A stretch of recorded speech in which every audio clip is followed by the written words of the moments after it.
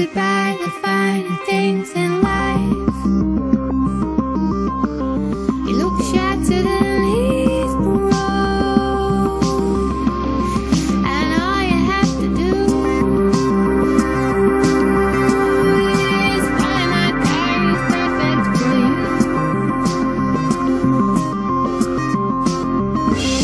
And the fine line between wrong and right. The trust we give medical professionals is born out of a belief that they have a duty to care and protect. But trust can be abused. Someone so bubbly and full of life is gone. It's not realistic to suggest she took it herself. It's just nonsense. You can't put your finger on it, but you know something's not straightforward.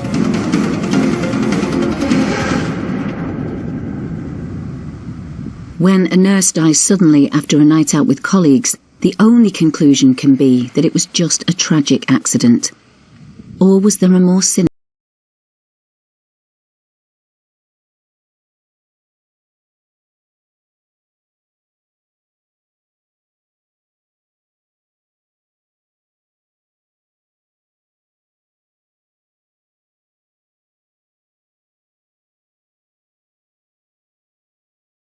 Had only just qualified as a nurse herself when she first met Susan. I wish I had more photos, but those 90s, we just didn't take that many pictures like we do today. That's quite sad, really. Sue was then a senior staff nurse, and she was allocated as my mentor, so she immediately took me under her wing. She was a very bubbly person, always smiling, laughing, chatty. Very attractive. She was tall, she was slim, and everyone liked her. You couldn't not like her, really. Susan's parents, Audrey and David, remember she showed an interest in nursing from a very young age. That is a lovely picture of Susan. That's a lovely one. Yeah, it's a lovely picture of her. Well, Audrey used to help out at an old people's home, and Susan used to go with you. I did think she'd make a good nurse.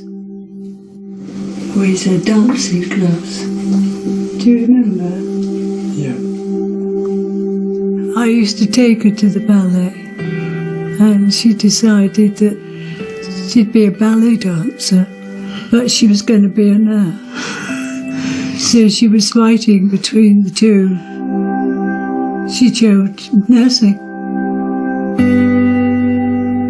By 1996, Susan, now 31, had become a sister in the busy emergency department in Crawley Hospital. Shifts were just notoriously chaotic, but Sue ran the shift and it worked. The roof could be falling in and Sue would still be running around making sure patients were well looked after. She really enjoyed life, worked hard, and she played hard. We were quite similar. We were kind of rock chicks. We liked our Aerosmith, our Def Leppard, Metallica. We liked our dancing, our parties, our cider. We talked about our boyfriends and fond memories. Dr. John Parsley had got to know Susan when they both started working in the hospital within weeks of each other. Working nights, I was living in Brighton. I'd pick her up in Hayward Heath and then go to Crawley and then take her back in the morning on my way home. In the casualty department, because of the type of work, you find there's very strong bonds between all the staff. During busy shifts, Susan started complaining of heart palpitations. We would say, look, lay down, let's stick a cardiac monitor on you and see what's going on. It showed that she'd gone into a rhythm called supraventricular tachycardia, which is commonly referred to as SVT, which is a problem with the electrical impulses in the heart, which makes the heart beat extra fast. And it would just spontaneously revert back to normal. It just seemed to last a few minutes or a few seconds at times and then just stop. So she was aware of it, and we were aware of it. When she first had it, she was almost bragging about it. You know, look what I've got, sort of thing. But she settled down and she realised that she had to take things at a pace slower. But that didn't stop her doing anything. Nobody said to her, you've got to get that urgently dealt with. They just said, well, you've got to get that sorted. After some years, Jo left Crawley Hospital to work in Liverpool. At this time, Susan was in a happy relationship, and Jo felt she was leaving behind a friend whose life was very much on the up, personally and professionally. I had leaving due, and Sue came to that, and yeah, I just moved on, and you just assume you're going to see people again. It just didn't occur that it would ever be the end.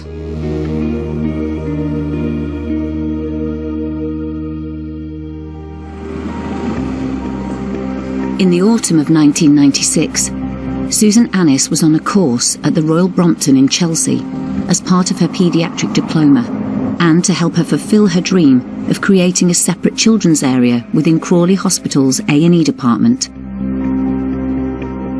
She hated the lack of facilities for children. So that it could be separated from, say, the drunks who sometimes came into the A&E department.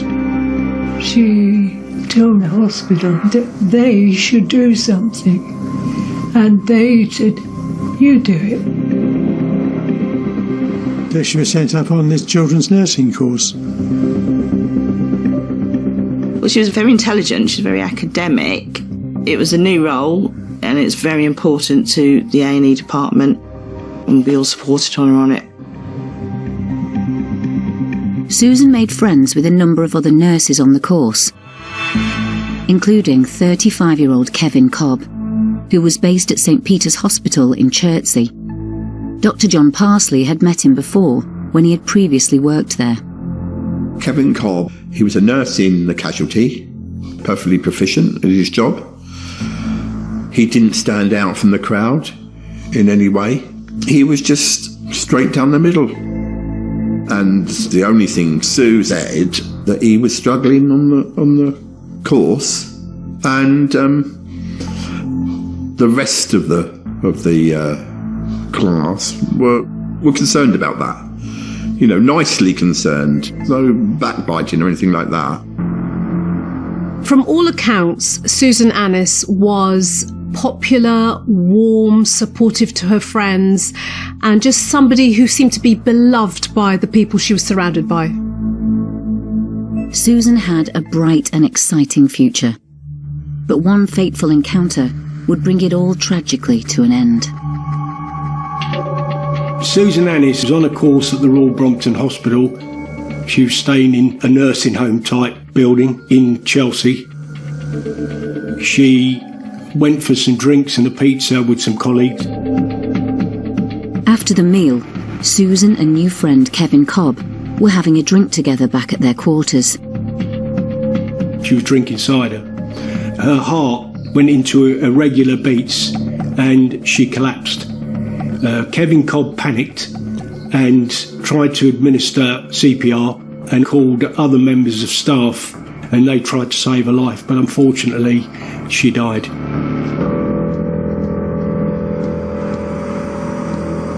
One night, knock on the front door, and there was a policeman to tell us that Susan had passed away.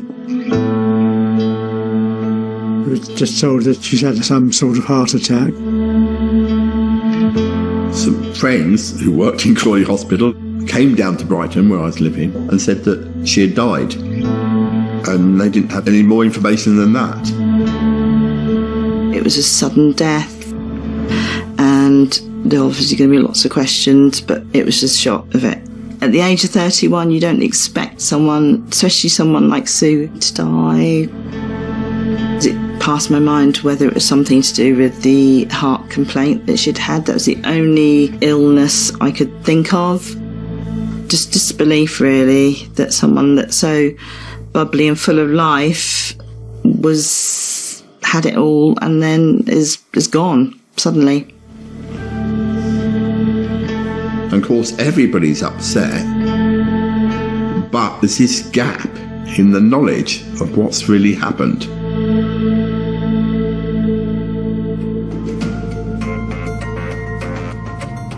Susan's sudden death inevitably raised many questions.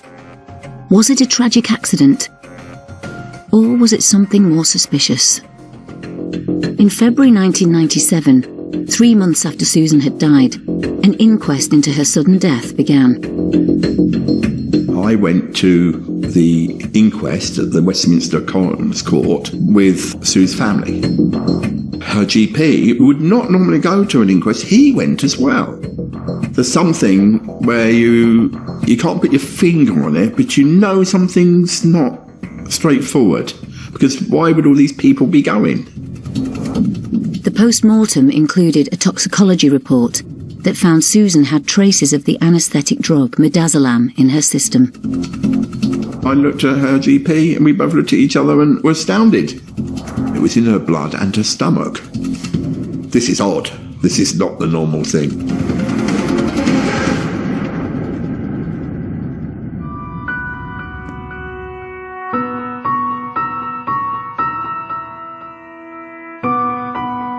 The inquest into the unexplained death of 31-year-old nurse Susan Annis revealed she had remains of a medical drug in her blood and stomach. But how had it got there? Midazolam is used for invasive procedures. It doesn't knock you out like an anaesthetic, but what it does do, you have sort of an out-of-body experience and you don't feel any pain. Depending on how much of a dose you get, it makes it difficult for you to recall what has happened during the invasive procedure. So if you've had something unpleasant done, you won't remember a thing. It works very rapidly, within a minute or so. It's very, very quick. In its proper place, it's an excellent drug. But for somebody like Susan, who had a heart condition and was also drinking alcohol, it would have been a risky one to use.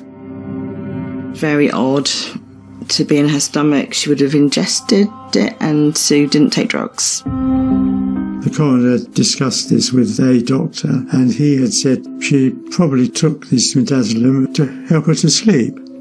Well, this doctor obviously didn't know exactly what midazolam was used for, and the coroner hadn't bothered to consult anybody else. It was ridiculous. Nobody in the nursing profession would have used it. Never known her to take any sleeping tablets, even when she was on nights. Midazolam wasn't particularly a drug that you would take yourself. It just didn't make sense why she would have that. The coroner actually dismissed that a cause of death could be midazolam. After hearing all the evidence, the medical records, he directed that the cause of death was from an irregular heartbeat. It was assumed to be natural causes. That was it. The inquest didn't solve it, so there was an open verdict. In effect, the open verdict means there is no verdict. And surely it should lead on to further investigation of what had gone on, but it didn't. So that was it. There was this bad vibe. It was most peculiar. Most peculiar. When you know something just isn't right, it can be really hard to shake that feeling. However, Susan's friends and family had to do just that and try and get back to some form of normality. The coroner had made his ruling and we just got on with grieving for Sue. We weren't very happy, but what else could we do? But John Parsley wouldn't let it lie. He was very close to Sue and very upset about her death. He couldn't believe that there wasn't any definite cause. He simply couldn't let it go. And I think on 2 counts. 1, he knew her, and 2, he had medical knowledge. And putting those 2 parts of information together simply didn't add up for him. So he had a bit between his teeth going, I have to get to the bottom of this because it simply doesn't make sense to me. I decided to ring the poison centre at Guy's Hospital. And I said, this drug midazolam, when it's swallowed, does it have a different effect when it's injected? And he said, I can get it all sent through to you. The article from the Poison Centre gave John crucial information. When midazolam is swallowed and the liver processes it, a byproduct is created called hydroxymidazolam. It's an active drug, so you've got to add that level to the level of the midazolam. You add the 2 together, and that gives you the true level when you've swallowed it. This higher level of midazolam would have been possibly life-threatening for Susan. I wrote to the coroner, gave him an explanation, said this needs measuring, and he measured it, but didn't do anything. He said this takes us no further. So nothing happened. John just couldn't believe that Susan, a highly trained nurse, would have willingly used such a drug that was not only dangerous, but also difficult to take.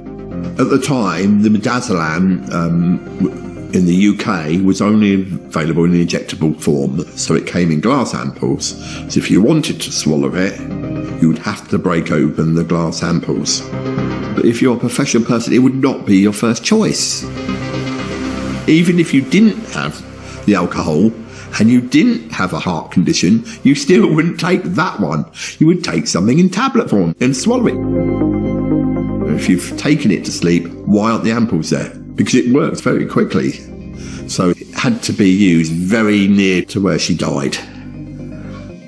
And it's not realistic to suggest she took it herself. It's just nonsense. John suspected something more disturbing had gone on, but the open verdict remained on Susan's death. There's no way someone is going to end up with midazolam in their stomach and in their blood unless really someone else gave it to them.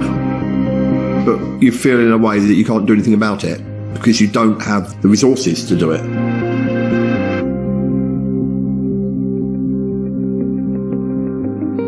Frustratingly, it seemed Susan's friends and family would get no answers.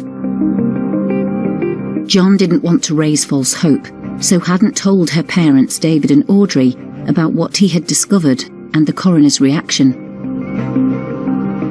Susan's funeral had taken place before the inquest.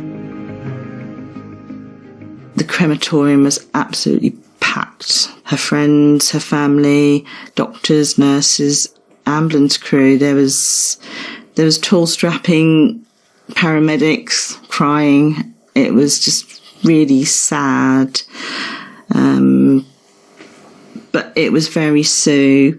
We walked in and the music playing was Def Leppard, Pour Some Sugar on Me, Baby. And it was very Sue, and it was a lovely service.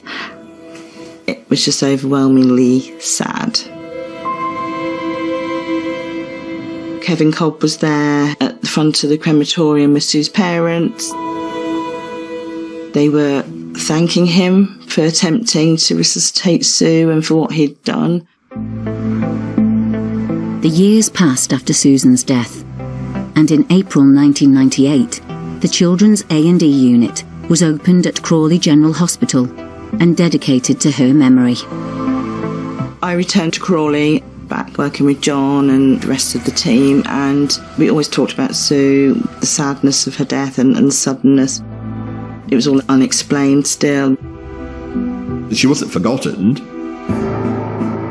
but I suppose you would say life carries on,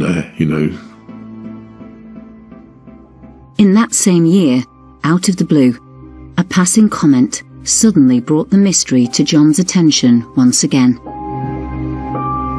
It happened to be on Sue's birthday. By pure coincidence, it was as if somebody had said, right, enough is enough, we're going to sort this out. I was invited to a retirement party. It was a nursing sister who was retiring at Chertsey, where Kevin Cobb had been working. She said, have you heard about Kevin? She said, I don't think there's anything in it. She said, but he's meant to have raped someone in casualty. And I said, well, that's impossible because it's so busy. People are walking in and out all the time.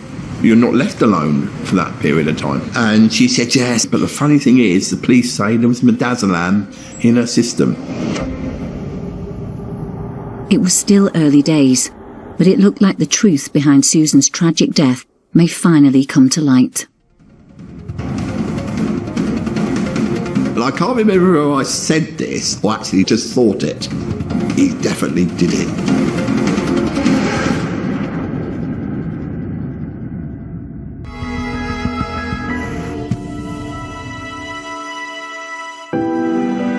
After hearing that male nurse Kevin Cobb had been accused of sexually assaulting somebody in hospital, John Parsley wanted the unexplained death of his friend and colleague, nurse Susan Annis, reinvestigated. I rang the police and I said, what they might like to do is Westminster Coroner's Court, early 97, the case of Susan Annis. I just wanted them to just look at it, because when they look at it, if they're of suitable experience, they're going to get it straight away. A few days later, Jim Dickey rang me. A detective inspector at the time, Jim Dickey was working with the Met's murder squad, but had been reallocated to oversee the case of Kevin Cobb and investigate the possibility he was a serial rapist. Kevin Cobb allegedly had assaulted 3 female patients at St Peter's Hospital. 2 of the victims made allegations of indecent assault or rape when they had been administered midazolam by Kevin Cobb. One of them, I think, remembered it quite clearly because the dosage she was given wasn't sufficient to knock her out properly. Another one vaguely remembered that something wasn't right about the procedure that she'd undergone, and they reported it to the police. A third one came forward as a result of a police appeal. Sometimes people who enter the caring profession exploit the persona of caring, but actually what's going on underneath them is a real need to have power, control, and the attention of others. It was in the middle of the rape investigation into Cobb that Jim heard about John Parsley's call to the police. He believed that Susan's death was suspicious and may have been caused at the hands of Kevin Cobb. I looked at it and thought, yes, this is suspicious. I don't agree with the coroner's findings either. The inquest believed Susan's death was most likely due to her heart condition, but never really accounted for the midazolam found in her system. Jim wanted to re-examine the evidence, but he knew 2 years on, the chances of any forensic material remaining was slim. The pathologist would have removed Susan's stomach contents, bagged them up forensically and sent them off to a toxicologist. Jim tracked down the toxicologist who'd received them at Charing Cross Hospital. I said, you haven't by any chance got Susan Annis's stomach contents still, have you? She paused for a second and said, I always thought this case was suspicious. Just let me have a look and see if it's in my fridge. And I was left hanging on the phone in great anticipation of what the answer was going to be. She came back 5 minutes later and said, yes, we've still got it. It was an incredible stroke of luck. Clearly, it wasn't just family and friends that believed that Susan's death was suspicious. The toxicologist found midazolam in Susan's stomach contents, but wasn't happy with what the coroner directed and disagreed with it. And that's why she had kept the stomach contents. You have to bear in mind they haven't got a huge amount of storage, and it has to be kept forensically sealed, and it has to be refrigerated. Susan's stomach contents were reanalysed at a police forensic science lab. There was midazolam in a sufficient amount to cause heart palpitations. We consulted with two eminent professors, and they said, in their view, without a doubt, it would have caused Susan to collapse and die.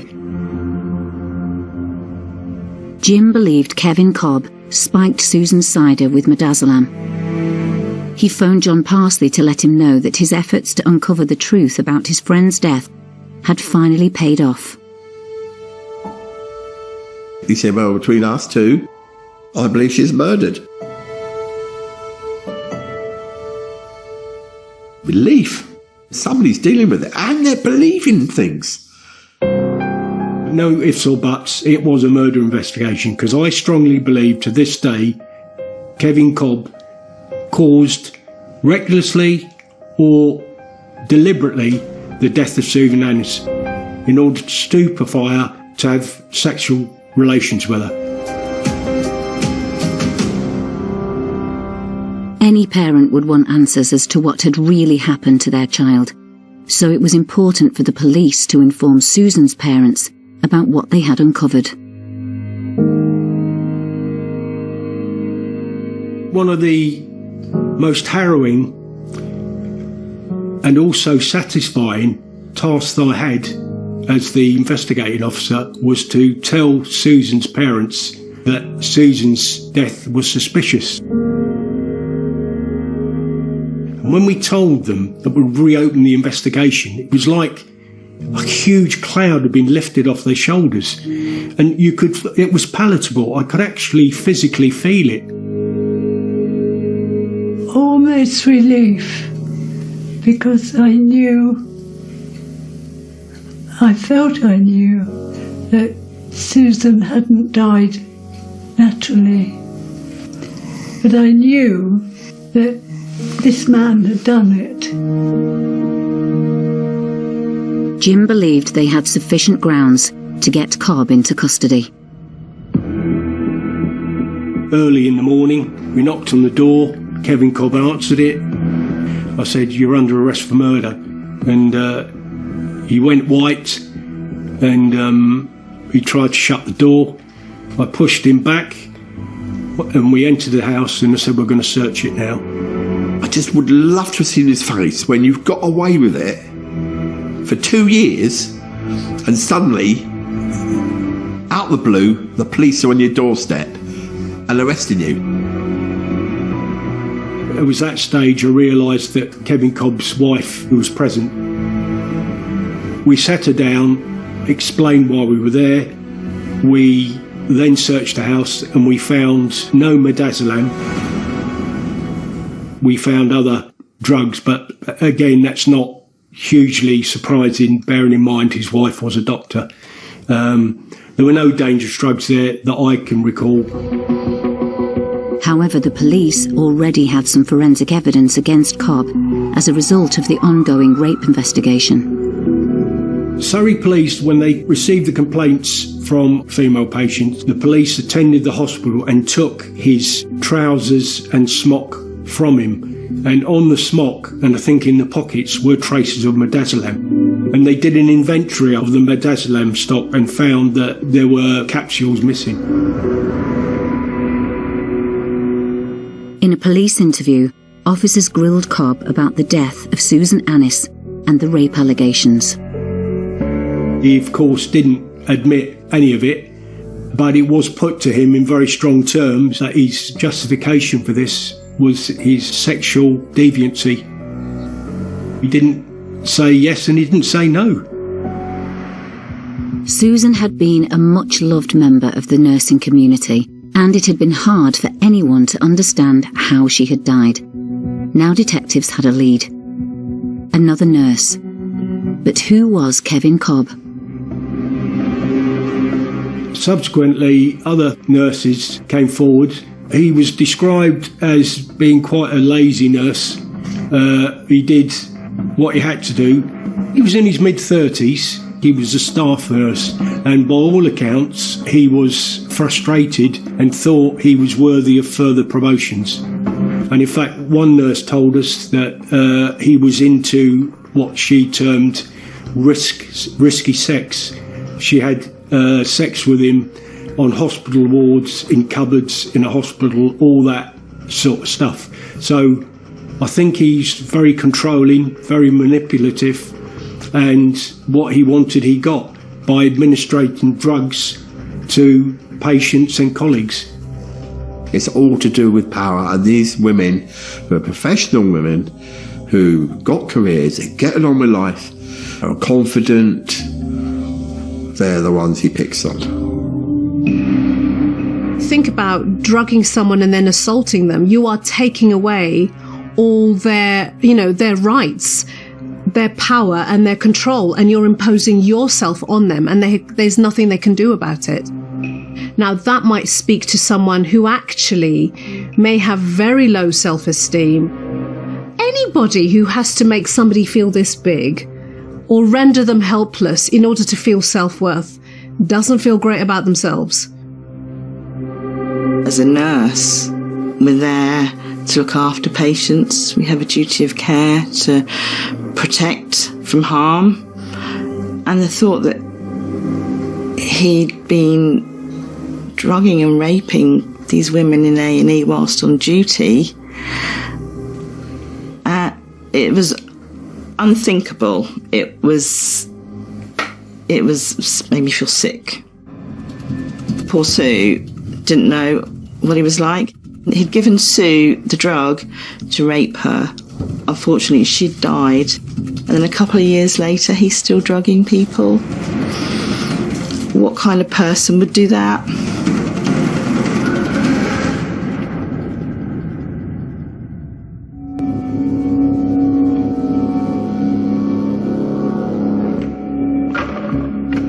Kevin Cobb, a male nurse, had been accused of drugging and sexually assaulting 3 women in hospital. Now he had been arrested on suspicion of murdering nurse Susan Annis over 2 years earlier. The evidence was all pointing at Kevin Cobb. But had he meant to kill Susan? His version of events was she had a can of cider, I think he had a beer. Didn't mention that he'd administered midazolam, but we proved he did because it was in her stomach contents. How else would it have got there? Susan Annis and Kevin Cobb were alone, so everyone's pretty unsure how long it took for him to react to the fact that she'd gone into a heart seizure and how long it took for him to call for help. He clearly panicked, but how many minutes went by? What did he do with the evidence that he had? Did he dispose of it before he called someone else? And I think he did. There is residue left after you break a capsule and put the liquid in a cider can. Where was that? Police never found it. And that takes time to dispose of those things. He tried to cover his tracks. Fortunately, he couldn't get to Susan's stomach contents.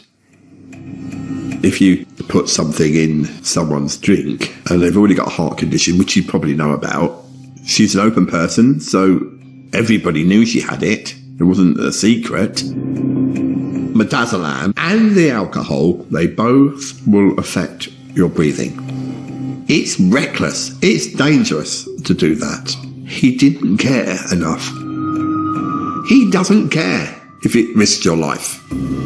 At the funeral, Audrey had thanked him for being there when Sue had died. I think even now, if you ask her about that, she'd find that really hard to take. That she actually thanked him, for being there. That she didn't die alone.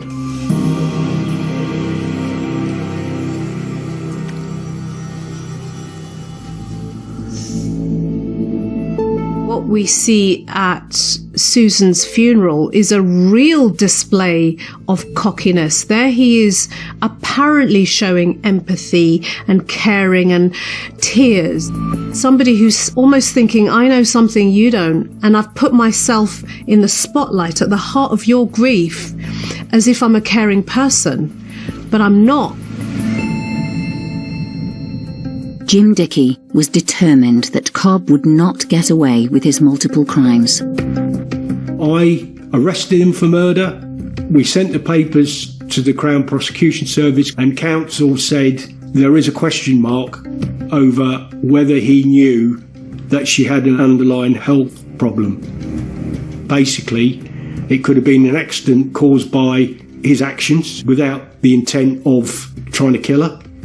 Jim Dickey said if we put it as manslaughter, we can get it all tried in one go. He was charged with manslaughter, administering a stupefying drug, i.e. the midazolam, on Susan and the 3 other female victims. He was charged with a rape, an attempted rape, and sexual assault. Kevin Cobb pleaded not guilty to all charges.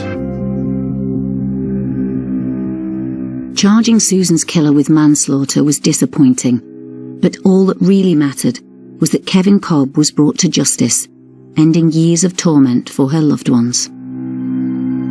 We had a police officer who came with us every morning up to the Old Bailey for the trial. And they were there for us and to give us support. Yep. And that's what they did, didn't Yep. they?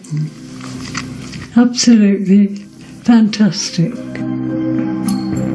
I took a glance at Cobb, and I think it's just his demeanour. I don't think, but he was like smirking. He sat in the court and grinned at everyone. He'd sort of sit and go like this, and he must have thought he knew what I'd like to do with him. Cocky. We didn't know him as an individual person, and he was just cocky in the court. Yes, he was most objectionable. You could feel the tension in the court. There was one woman who gave very good evidence. She was in A&E, and Kevin Cobb had given her this drug. He didn't really sedate her so much, so she was, although she was partly sedated, she was very much awake to what was going on as it happened. And he raped her, and she remembered all the details about what he'd done to her. And her evidence at the trial was so powerful. She said, "Why are you doing this to me?"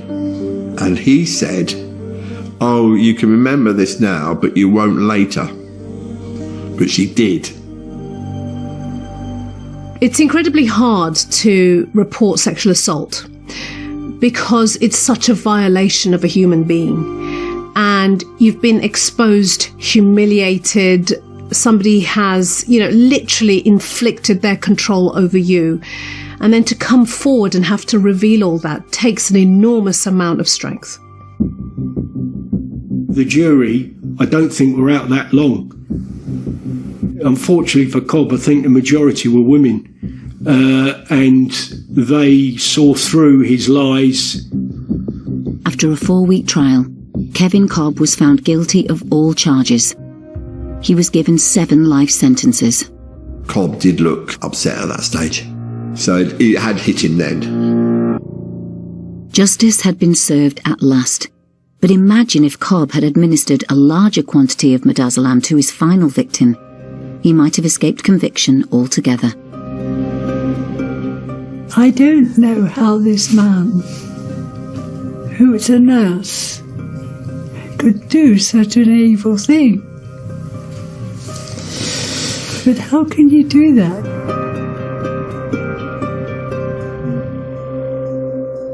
He took away an intelligent, loving, caring girl.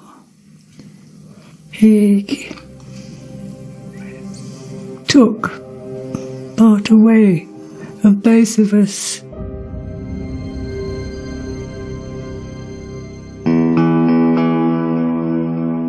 Unfortunately, Sue happened to be his target. Sue would have been happy he was convicted and sent to prison because that's where he belonged. He's a disgusting nurse and a disgusting human being. Kevin Cobb was convicted of manslaughter, 2 counts of rape, and 4 of administering drugs with the intention of committing sexual assault. Audrey was very pleased about the fact that he wouldn't be able to do it to other women. We're so grateful that John Parsley was Susan's colleague and got the police to follow things up. Otherwise, without John Parsley, Susan would have been declared a natural death, and that would have been the end of it. You do your bit, and then that's what you can do, isn't it? And it's for other people to move it on and deal with it as they think fit. Considering it was over 2 years between when Susan was attacked and when Kevin Cobb was caught, you have to wonder if he attacked more women. I think Kevin Cobb is a serial offender, and I think there are many more victims out there. And granted, a lot of them may not know they were victims. With midazolam, it causes amnesia. It doesn't stay long in the blood. So unless these women have flashbacks with any evidence, he's a menace to women. Kevin Cobb served 15 years in prison before he was released. Cobb is out now. Susan's dead. He might be on the sexual offenders register, but life, in my view, should mean life. But Kevin Cobb will no longer practice as a nurse. It's nearly 25 years since Susan Annis died, and her legacy survives with her family and friends. She was very driven. She would have gone further. She was in a happy relationship. She could have had family, children, and it's just sad that she's just not here to see all that. And here I am still working in emergency nursing, but now as a senior nurse myself. Sue was the beginning of that, and things I do now, I do think of Sue because she mentored me well. She's not forgotten. She's still remembered with affection. And of course, when I do see Mr. and Mrs. Annis, and I go round there, her pictures are everywhere. And of course, I do talk about her. They want their child to be remembered. They don't want a photograph book with one person cut out.